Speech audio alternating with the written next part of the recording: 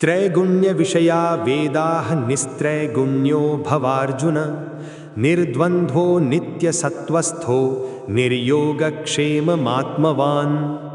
हे अर्जुन, वेद उपर्युक्त प्रकार से तीनों गुणों के कार्य रूप समस्त भोगों एवं उनके साधनों का प्रतिपादन करने वाले हैं। इसलिए तू उन भोगों एवं उनके साधनों में आसक्तिहीन, हर्ष शोकादि द्वंद्वों से रहित, नित्य वस्तु परमात्मा में स्थित योग क्षेम को, अप्राप्त की प्राप्ति का नाम योग है, प्राप्त वस्तु की रक्षा का नाम क्षेम है, न चाहने वाला और स्वाधीन अंतःकरण वाला हो। यावान अर्थोदुपाने सर्वतः संप्लुतोदके तावान सर्वेषु वेदेषु ब्राह्मणस्य विजानतः। सब ओर से परिपूर्ण जलाशय के प्राप्त हो जाने पर छोटे जलाशय में मनुष्य का जितना प्रयोजन रहता है, ब्रह्म को तत्व से जानने वाले ब्राह्मण का समस्त वेदों में उतना ही प्रयोजन रह जाता है। दूरेण हि अवरम कर्म बुद्धि योगात् धनंजय बुद्धौ शरणं मन्विच्छ कृपणाः फलहेतवः। इस समत्व रूप बुद्धि योग से सकाम कर्म अत्यंत ही निम्न श्रेणी का है। इसलिए हे धनंजय, तू समबुद्धि में ही रक्षा का उपाय ढूंढ, अर्थात बुद्धि योग का ही आश्रय ग्रहण कर, क्योंकि फल के हेतु बनने वाले अत्यंत दीन हैं। बुद्धि युक्तो जहातीह उभे सुकृत दुष्कृते तस्माद् योगाय युज्यस्व योगः कर्मसु कौशलम। समबुद्धि युक्त पुरुष पुण्य और पाप दोनों को इसी लोक में त्याग देता है, अर्थात उनसे मुक्त हो जाता है। इससे तू समत्व रूप योग में लग जा। यह समत्व रूप योग ही कर्मों में कुशलता है, अर्थात कर्म बंधन से छूटने का उपाय है।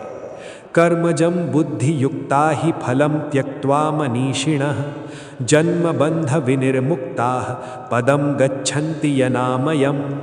क्योंकि समबुद्धि से युक्त ज्ञानी जन कर्मों से उत्पन्न होने वाले फल को त्याग कर जन्म रूप बंधन से मुक्त हो निर्विकार परम पद को प्राप्त हो जाते हैं।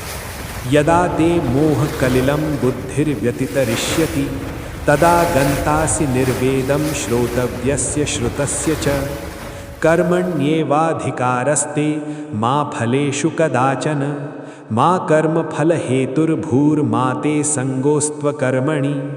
तेरा कर्म करने में ही अधिकार है, उसके फलों में कभी नहीं।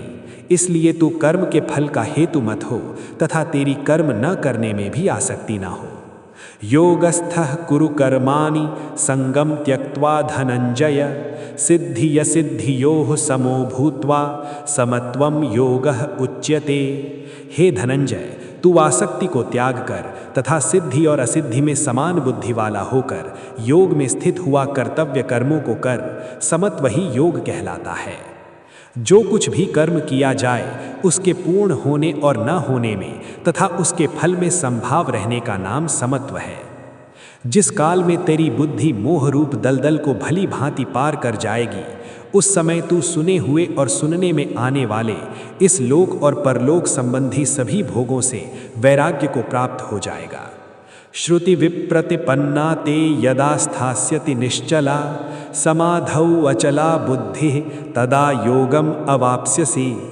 भांति भांति के वचनों को सुनने से विचलित हुई तेरी बुद्धि जब परमात्मा में अचल और स्थिर ठहर जाएगी, तब तू योग को प्राप्त हो जाएगा, अर्थात तेरा परमात्मा से नित्य संयोग हो जाएगा।